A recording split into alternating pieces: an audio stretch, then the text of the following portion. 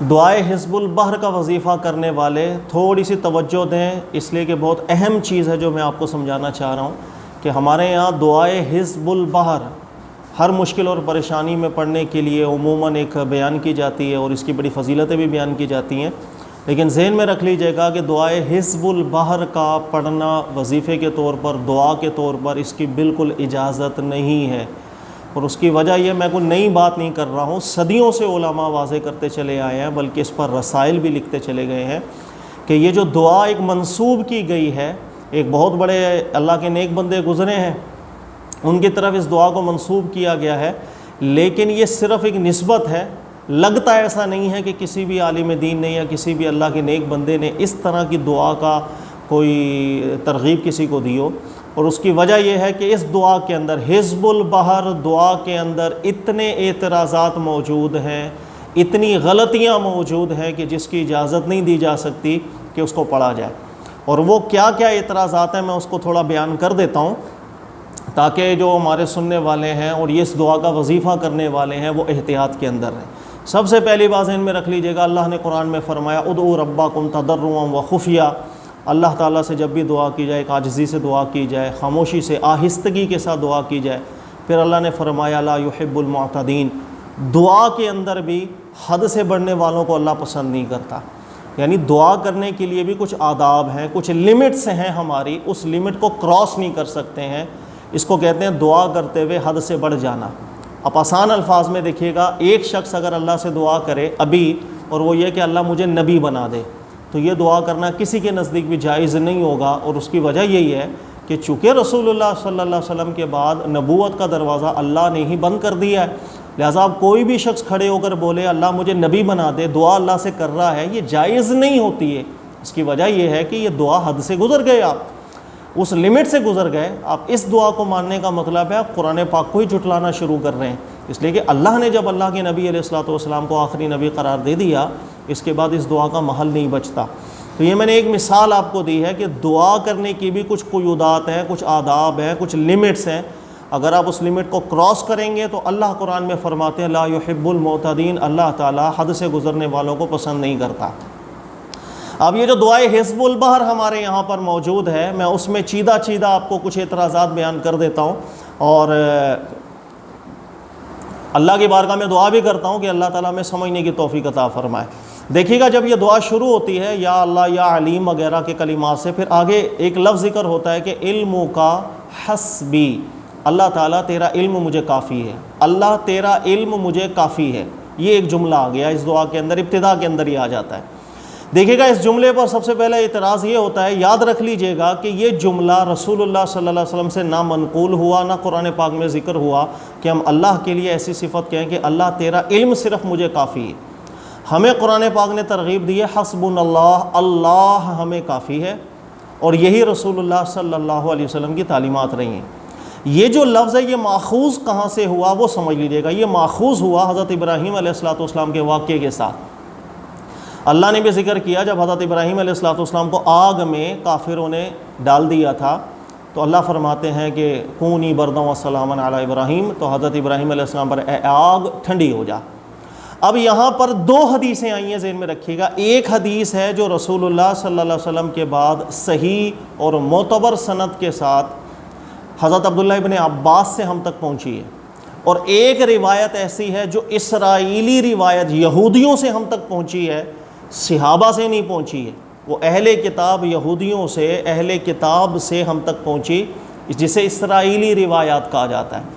ان دونوں روایتوں میں فرق یہ ہے کہ جو یہودی روایت ہم تک پہنچی ہے اس کے الفاظ یہ ہیں کہ حضرت ابراہیم علیہ السلام کو جب منجنیق میں رکھ کر آگ میں پھینکا جا رہا تھا تو ایک فرشتے آ گئے، اور فرشتے نے آ کر کے حضرت ابراہیم علیہ السلام سے کہا کہ اللہ سے دعا کر لیں، اللہ آپ کو بچا لے۔ تو اس وقت حضرت ابراہیم علیہ السلام نے یہ جملہ ارشاد فرمایا تھا کہ علم کا بھی حسبی، کہ اللہ کا علم مجھے کافی ہے۔ یعنی میں دعا نہیں کر رہا اللہ کی بارگاہ میں اس لیے کہ اللہ جانتا ہے میں کس مشکل کے اندر ہوں، تو اس کا علم ہی مجھے کافی ہے۔ اسرائیلی روایت یہودیوں سے جو روایت آئی ہے وہ یہ آئی ہے کہ حضرت ابراہیم علیہ السلام نے اس مقام پر کہا تھا علم کا بھی حسبی، اللہ تیرا علم ہی مجھے کافی ہے۔ اچھا، اس کے مقابلے میں جو صحیح سند کے ساتھ ہماری روایت موجود ہے، جس کی سند اور جس کے متن پہ کوئی اعتراض نہیں، وہ بخاری کی روایت ہے، حضرت عبداللہ ابن عباس سے مروی ہے۔ وہ بیان کرتے ہیں جب حضرت ابراہیم علیہ السلام کو آگ میں ڈالا جا رہا تھا تو حضرت ابراہیم علیہ السلام نے علم کا بھی حسبی نہیں کہا تھا کہ میں دعا نہیں کر رہا، اللہ کا علم ہی مجھے کافی ہے کہ اللہ جانتا ہے، بس یہی بہت ہے۔ حضرت ابراہیم علیہ السلام نے ایسا جملہ نہیں کہا تھا، بلکہ حضرت ابراہیم علیہ السلام نے اس وقت فرمایا تھا حسبنا اللہ، یہی جملہ فرمایا تھا جو قرآن میں اللہ نے ذکر کیا، حسبنا اللہ ونعم الوکیل۔ پھر حضرت عبداللہ ابن عباس کہتے ہیں اور یہی جملہ رسول اللہ صلی اللہ علیہ وسلم بھی ارشاد فرمایا کرتے ہیں۔ تو اصل میں پہلا اعتراض یہ ہوتا ہے کہ علم کا حسبی، یہ جو صیغہ ہے، یہ صیغہ اسرائیلی روایتوں سے ہم تک پہنچا ہے۔ ہماری دینی روایات میں قرآن پاک کے اندر یا جتنی بھی صحیح احادیث ہیں سندن و متنن، اس کے اندر یہ صفت کہیں پر بھی مذکور ہے ہی نہیں، بلکہ جو اسرائیلی روایت ہے جسے جملہ محدثین نے لا اصل لہ قرار دیا کہ ہمارے دین میں اس روایت کی کوئی اصل نہیں ہے، اس میں یہ لفظ آیا تھا علم کا حسبی۔ لہٰذا ہمارے دین میں قرآن پاک میں یا سنت رسول صلی اللہ علیہ وآلہ وسلم میں کبھی بھی یہ لفظ منقول ہی نہیں ہوا، مذکور ہی نہیں ہوا کہ ہم اللہ کے لیے کبھی بھی یہ بولیں کہ علم کا حسبی، بلکہ حسبنا اللہ، اللہ حسبی، اللہ ہمیں کافی ہے، اللہ کا صرف علم کافی ہے۔ یہ جملہ ٹھیک نہیں ہے، کیونکہ اللہ جانتا ہے ہر ایک کو۔ اگر اللہ کے جو اللہ کی ذات اگر ہمارے ساتھ اللہ کے علم کے علاوہ اس کا فضل نہ ہو، اس کی رحمت نہ ہو، ہم کسی کام کے نہیں۔ یہی وجہ ہے کہ اللہ کے نبی علیہ السلام نے فرمایا رب کی رحمت سے ہر بندہ جنت میں داخل ہوگا۔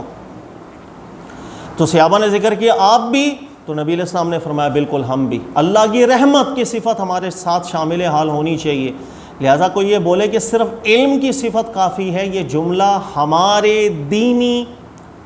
تقاضوں کے یعنی قرآن اور سنت کے خلاف تھا۔ یہی وجہ کہ علماء نے اس جملے پر اعتراض کیا اور شروع سے اعتراضات کرتے آ رہے ہیں کہ یہ جو دعائے حزب البحر ہم تک منقول ہو گئی ہے، اس میں ایسے ایسے جملے ہیں، ایسے ایسے اعتراضات ہیں جس کی ہمارا دین اجازت ہرگز نہیں دیتا، بلکہ کچھ اعتراضات تو جو بہت حد درجہ ہم بولیں اعتراض والے ہیں۔ اچھا، دوسرا اعتراض اسی دعائے حزب البحر کے اندر یہ ہوتا ہے کہ اس کے اندر الفاظ اس طریقے سے آ رہے ہیں نسألک العصمت فی الحرکات والکلمات والارادات والخطرات من الشکوک والظنون والاوہام الساطرہ للقلوب والمطالعات الغلوب۔ اب اس پر اعتراض کیا؟ اعتراض یہ ہے، یاد رکھ لیجئے گا، کہ اللہ کے جتنے بھی پیغمبر تشریف لائے ہیں، انبیاء کرام علیہ السلام، اللہ رب العزت نے ان سب کو شرعی اور تبلیغی معاملات کے اندر معصوم بنایا ہوتا ہے، یعنی عصمت ثابت ہوتی ہے انبیاء کرام علیہ السلام کے لیے کہ جب وہ تبلیغ کا ذمہ اٹھاتے ہیں اور تبلیغی امور اللہ کا پیغام لوگوں تک پہنچا رہے ہوتے ہیں، تو اس میں انہیں عصمت حاصل ہوتی ہے، جسے اللہ نے قرآن پاک میں بھی ذکر کیا کہ جب ان پر وحی آتی ہے بڑی حفاظت کے ساتھ آیا کرتی ہے، کوئی اس کے اندر ملاوٹ نہیں ہوا کرتی ہے۔ اور انبیاء کرام علیہ السلام جب یہ پیغام لوگوں کو دے رہے ہوتے ہیں تو اس معاملات کے اندر عصمت ثابت ہوتی ہے نبیوں کو۔ اور یاد رکھ لیجئے گا، انبیاء کرام علیہ السلام کے بعد عصمت کسی کے لیے ثابت نہیں ہے۔ ہر شخص جو نبی نہیں وہ معصوم نہیں ہو سکتا، اپنی حرکات میں، اپنے ارادات میں، اپنے خطرات میں کسی بھی چیز کے لیے اس کی عصمت ثابت نہیں ہوتی ہے۔ اسے گناہ کا وقوع ہو سکتا ہے اور غلطیاں ہو سکتی ہیں، خطائیں بھی ہو سکتی ہیں۔ یہی وجہ ہے کہ حضرت ابو بکر صدیق رضی اللہ تعالی عنہ رسول اللہ صلی اللہ علیہ وسلم کے بعد اس امت کے افضل ترین اشخاص میں داخل ہیں، ان سے بھی خطائیں مروی ہیں۔ بلکہ خود بخاری کی حدیث ہے، ایک دفعہ اللہ کے نبی علیہ السلام کے سامنے بیٹھ کر حضرت ابو بکر صدیق کے خواب کی تعبیر بیان کر رہے، تو اللہ کے نبی علیہ السلام فرماتے ہیں کہ یہ آپ نے ٹھیک تعبیر بیان نہیں کی، اس میں یہ غلطیاں کر دی۔ تو خطا یاد رکھیے گا ہر غیر نبی کے لیے ہے، عصمت ثابت نہیں ہے۔ جب غیر نبی کو عصمت ثابت ہی نہیں رکھی ہمارے دین نے، اب دعا ہم کر رہے ہیں حزب البحر میں نسألک العصمہ، اے اللہ میں تجھ سے عصمت کی دعا کر رہا ہوں، مجھے معصوم بنا دے۔ اور کس چیز میں معصوم کر دے؟ فی الحرکات، میری ساری حرکتوں میں میری جو بھی حرکت ہو، میرا جب ہاتھ ہلے، زبان ہلے، آنکھ ہلے، پیر ہلے، مجھے اپنی ہر حرکت میں معصوم بنا دے۔ والکلمات، میری زبان کو ہر جملوں میں معصوم بنا دے۔ والارادات، اور میرے ارادوں میں بھی مجھے معصوم بنا دے۔ والخطرات، اور میرے من الشکوک والظنون والاوہام، شک، شبہ، اوہام، بھول، ان سب چیزوں سے مجھ کو بچا کے معصوم بنا دے۔ یہ دعا کہاں سے جائز ہو جائے گی؟ علماء اعتراض کرتے آئے ہیں، لہٰذا آپ تعویلیں کرتے پھریں گے ان جملوں کی، اور جب تعویلیں کرتے پھریں گے پھر عام لوگوں کو، عوام الناس کو کس طرح سمجھاتے پھریں گے کہ ان لفظوں میں یہ مراد نہیں لیا جائے۔ لہٰذا عوام کو بالکل یہ دعا کی ترغیب نہیں دی جا سکتی، یہ حد سے نکل جانے والی دعا ہے۔ یعنی آپ اللہ سے عصمت کی دعائیں مانگ رہے ہیں، اے اللہ مجھے معصوم کر دے، اور معصوم صرف نبی ہوتے ہیں، تو انڈائریکٹلی آپ یہ دعا مانگ رہے ہیں اے اللہ ہمیں نبی کا درجہ دے دے، انا للہ و انا الیہ راجعون۔ یہ آبجیکشن بھی ہے اس دعا میں، دعائے حزب البحر میں۔ اس کے علاوہ تیسرا اعتراض اس کے اندر یہ ہوتا ہے کہ اسی دعائے حزب البحر کے اندر ایک قرآن پاک کی آیت کوٹ کی گئی ہے، اور وہ آیت ہے فَقَدِ ابْتُلِيَ الْمُؤْمِنُونَ وَزُلْزِلُوا زِلْزَالًا شَدِيدًا۔ فَقَدِ ابْتُلِيَ الْمُؤْمِنُونَ وَزُلْزِلُوا زِلْزَالًا شَدِيدًا، یہ قرآن پاک کی آیت کوٹ کی گئی ہے اسی دعائے حزب البحر میں۔ اس لیے میں آپ سے بار بار کہہ رہا ہوں کہ ممکن نہیں ہے کہ یہ دعا ہم بولیں کہ کسی معتبر عالم دین نے یا کسی اللہ کے ولی نے سکھائی ہو۔ یہ دعا بدل چکی ہے، اس میں تحریف ہو چکی ہے، دعا ٹھیک نہیں ہے۔ اس کی وجہ یہ ہے، آپ قرآن پاک پڑھیں سورہ احزاب کی آیت نمبر 11، یہ آیت اس طرح اللہ نے ذکر ہی نہیں کی، بلکہ قرآن پاک میں یہ آیت ہے ہنالک ابتلی المؤمنون وزلزلوا زلزالا شدیدا، یعنی قرآن کے الفاظ ہیں ہنالک ابتلی المؤمنون، ہنالک ابتلی المؤمنون، اور اس دعا کے اندر یہ آیت یوں لکھی ہے فَقَدِ ابْتُلِيَ الْمُؤْمِنُونَ۔ ہنالک قرآن میں ذکر ہے اور یہاں ذکر ہے فقد، لہٰذا یہاں پر بھی ایک پرابلم ہے کہ جب یہ آیت قرآن پاک کی ہے اور قرآن کی آیت جب آپ نقل کر رہے ہیں اس کے کسی حرف کو تبدیل نہیں کیا جاتا۔ اللہ نے فرمایا ہنالک ابْتُلِيَ الْمُؤْمِنُونَ، تو اسی طرح ہی پڑھا جائے گا، ہنالکا کو ہٹا کر کے فقد کا لفظ لگا دینا قرآن پاک کی آیت کو تبدیل کرنے کے مترادف ہے۔ لہٰذا یہ بھی بہت بڑا اعتراض ہے دعائے حزب البحر کے اندر کہ اس میں قرآن پاک کی آیت ٹھیک طریقے سے نہیں لکھی گئی ہے، یہ تیسرا اعتراض۔ اچھا، چوتھا اعتراض اس میں یہ ہوتا ہے کہ یاد رکھ لیجئے گا کہ اللہ نے قرآن پاک میں ارشاد فرمایا کہ سخر لکم الانہار، اللہ نے تمہارے لیے نہروں کو مسخر کر دیا، وسخر لکم الشمس والقمر، اللہ نے تمہارے لیے سورج اور چاند کو مسخر کر دیا، وسخر لکم اللیل والنہار، اللہ نے ہمارے لیے دن اور رات کو مسخر کر دیا، والشمس والقمر والنجوم مسخرات بامری، یہ جو آسمان کی نیچے اور زمین کی سب چیزیں مخلوقات ہیں اللہ نے ہمارے لیے اس کو مسخر کر دیا، یعنی ہمارے لیے ان کی ڈیوٹیاں اللہ رب العزت نے لگا دی ہیں، سب ہمارے لیے کام کر رہے ہیں۔ آپ دیکھیں سورج ہے، وہ اتنا بڑا جسم رکھنے کے باوجود بھی وہ نکل رہا ہے، ہمیں سورج کی روشنی دے رہا ہے، اس سے ہمیں غذا بھی مل رہی ہے، ہماری نباتات بھی اس سے پل رہی ہیں، ہزاروں سے فوائد ہو رہے ہیں، چاند سے فوائد ہو رہے ہیں، ستاروں سے فوائد حاصل ہو رہے ہیں، پانی سے ہو رہے ہیں، سمندر، نہر، یعنی اس دنیا میں آپ ہر چیز کو دیکھیں تو اللہ نے فرمایا ہم نے انسانوں کے لیے مسخر کر دیا۔ اسے کہتے ہیں مسخر معتاد، جس کا ذکر اللہ نے قرآن میں کیا، یعنی ایسا مسخر کرنا جس کے فائدے میں سب شریک ہیں، مسلمان بھی شریک ہے، کافر بھی شریک ہے، نیک بھی شریک ہے اور گناہ گار بھی شریک۔ اچھا، ایک تسخیر ہوتی ہے جو اس عادی تسخیر سے زیادہ ہوتی ہے، جو اللہ نے صرف اپنے نبیوں کو دی ہوتی ہے، یعنی سمندر سے ایسا فائدہ جو خرق عادت طور پر ہو، معجزے کے طور پر ہو، جو اس نے اپنے نبیوں کو دی۔ مخلوقات سے ایسا فائدہ حاصل ہو جائے جو بطور خرق عادت کے، بطور معجزے کے ہو، لیکن اپنے نبی کے ساتھ اللہ نے خاص کی، ایسی تسخیر کی دعا میں اللہ سے نہیں مانگ سکتا، کیونکہ وہ چیزیں اللہ نے اپنے نبیوں کو دی تھی، اور اپنے نبیوں کو نبوت کے سچے ہونے پر دلیل کے طور پر وہ نشانیاں دی تھیں۔ جیسے حضرت موسیٰ کریم علیہ السلام اپنا مبارک عصا رکھتے، اژدہا بن جاتا۔ جیسے حضرت موسیٰ کریم علیہ السلام اپنی قوم کے ساتھ تھے، پیچھے کو فرعون اور اس کا لشکر آ گیا، تو اللہ کے حکم سے جب آپ نے سمندر کو لاٹھی ماری تو اللہ رب العزت نے سمندر کو چاک کر دیا، سمندر پھٹ گیا، اس نے راستہ بنا دیا بطور خرق عادت کے۔ یہ اللہ کے نبی کا معجزہ ہے جو قرآن نے ذکر کیا۔ اسی طرح حضرت عیسیٰ کریم علیہ السلام مردہ زندہ کرنا، حضرت عیسیٰ علیہ السلام مٹی سے پرندہ بنا کر فَأَنفُخُ فِيهِ فَيَكُونُ طَيْرًا بِإِذْنِ اللَّهِ، اس میں پھونک مارتے وہ زندہ پرندہ ہو جاتا۔ یہ ساری چیزیں، اسی طرح رسول اللہ صلی اللہ علیہ وسلم، ہمارے نبی صلی اللہ علیہ وسلم کو اللہ نے جو نشانیاں دی، چاند کے ٹکڑے کر دیے، اسی طرح رسول اللہ صلی اللہ علیہ وسلم کے کثیر اور عظیم معجزات، یہ جو معجزات اللہ رب العزت نے اپنے نبیوں کو دیے ہیں، یہ جو تسخیر ہے، یعنی جو کائنات کی چیزیں ایک نفع کے لیے اللہ کے نبیوں کو پر مسخر کر دی گئی، یہ بطور خرق عادت کے مسخر کی گئی ہے۔ اب اللہ سے میں یہ دعا نہیں مانگ سکتا کہ اے اللہ جس طرح حضرت موسیٰ علیہ السلام کو تو نے طاقت دی تھی وہ طاقت مجھے بھی دے دے کہ میں بھی جب یہ پین زمین پر رکھوں وہ اژدہا بن جائے۔ میں یہ دعا نہیں کر سکتا ہوں، یہ دعا بالکل نہیں کی جا سکتی، اس لیے کہ انڈائریکٹلی آپ اللہ تعالیٰ سے نبوت مانگ رہے ہیں، اس لیے کہ وہ طاقتیں اللہ نے اپنے نبیوں کو دی تھی۔ لہٰذا میں اللہ سے یہ دعا نہیں کر سکتا کہ اے اللہ مجھے بھی طاقت دے، جیسے حضرت عیسیٰ علیہ السلام مردہ زندہ کرتے تھے میں بھی ویسے مردہ زندہ کر لوں۔ اے اللہ مجھے یہ طاقت دے جیسے حضرت عیسیٰ کریم علیہ السلام مٹی کا پرندہ بنا کر اس میں پھونکتے وہ زندہ ہو جاتا، ایسی طاقت مجھے بھی دے دے۔ یا میں ایسی دعا کروں کہ اے اللہ حضرت سلیمان علیہ السلام کو جو تو نے بادشاہت دی تھی، جنات کے اوپر بھی جو بادشاہت دی تھی، حکمرانی دی تھی، پرندوں پر چرندوں پر، اللہ ایسی بادشاہت تو مجھے بھی دے دے۔ حالانکہ قرآن میں ذکر ہے کہ حضرت سلیمان علیہ السلام نے اللہ سے دعا کی تھی، اللہ تو نے مجھے جو بادشاہت دی ہے میرے بعد کسی کو نہ دینا، اور یہ دعا اللہ نے قبول بھی کی ہے۔ اس لیے حضرت سلیمان علیہ السلام کے بعد یہ بادشاہت اس انداز کی کسی کو بھی نہ ملی۔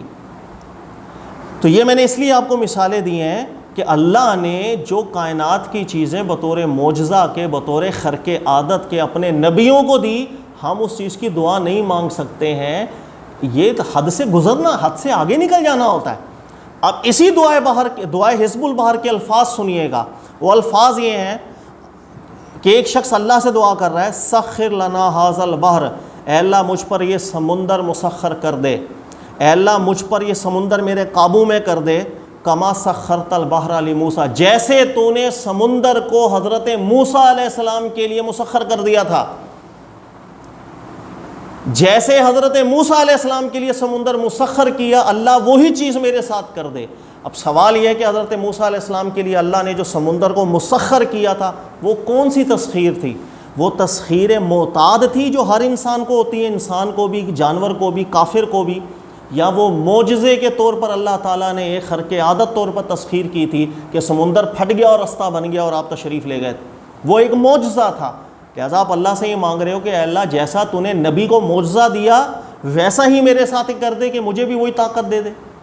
پھر اس کے الفاظ یہ ہیں کہ وَسَخَّرْتَ النَّارَ لِإِبْرَاهِيمَ، اللہ جیسے تو نے حضرت ابراہیم علیہ السلام کے لیے آگ کو مسخر کیا تھا معجزے کے، تو مجھے بھی وہ دے دے، میرے لیے بھی وہ مسخر کر دے۔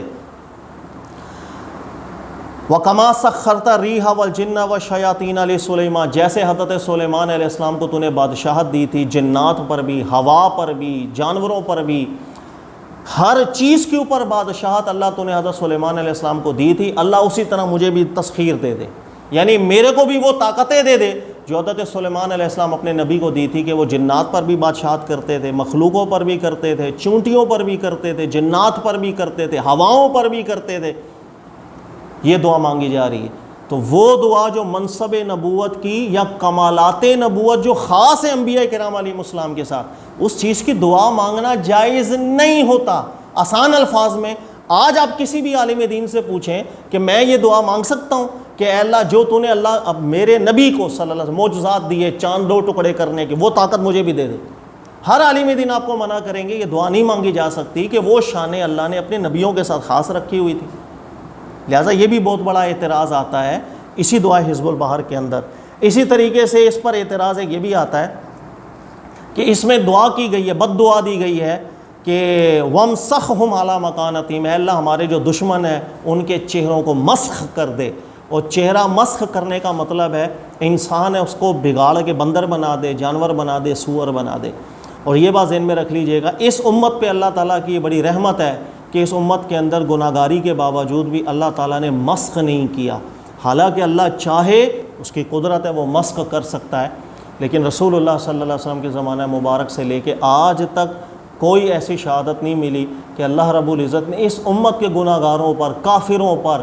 فاسقوں پر، بد مذہبوں پر کبھی مسخ طاری کیا ہو کہ سور بنا دیا سزا کے طور پر، بندر بنا دیا سزا کے طور پر۔ لہٰذا ایسی دعا کرنا بھی، مسخ کی دعائیں کریں ہم اپنے دشمنوں کے لیے کہ اللہ جو میرا دشمن ہے اس کو بگاڑ کے تو سور بنا دے، اچھی دعا نہیں ہے یہ بھی۔ لہذا دعائے حزب البحر میں یہ بھی الفاظ موجود ہیں۔ تو یہ میں نے چیدہ آپ کو کچھ 7-8 اعتراضات بتائے ہیں، اعتراضات اس سے زیادہ بھی ہیں، کچھ اعتراضات اور بھی ہیں، لیکن اتنا انف ہے سمجھنے والوں کے لیے انشاءاللہ تعالیٰ، یہ بیان انف ہے کہ میں پھر موٹا موٹا بتا دیتا ہوں۔ علم کا حسبی پر اعتراض ہے کہ یہ اسرائیلی روایت سے ماخوذ جملہ ہے، ہماری قرآن اور سنت میں یہ لفظ منقول نہیں ہوا، اس کو علماء نے لا اصل لہ قرار دیا۔ دوسرا اعتراض ہے کہ اس میں دعا عصمت کی مانگی جا رہی ہے، اللہ مجھے معصوم بنا دے، مجھے ہر لحاظ سے معصوم بنا دے، اور عصمت انبیاء کرام علیہم السلام کے ساتھ خاص ہے، غیر نبی معصوم ہونے کی دعائیں نہیں مانگ سکتا، یہ اعتراض ہے۔ تیسرا اعتراض ہے قرآن پاک کی آیت ٹھیک نہیں لکھی ہوئی، اللہ نے قرآن میں لکھا ہنالک ابتلی المؤمنون، اور یہاں ذکر ہے فقد ابتلی المؤمنون، ہنالک کی جگہ فقد کا لفظ ہے۔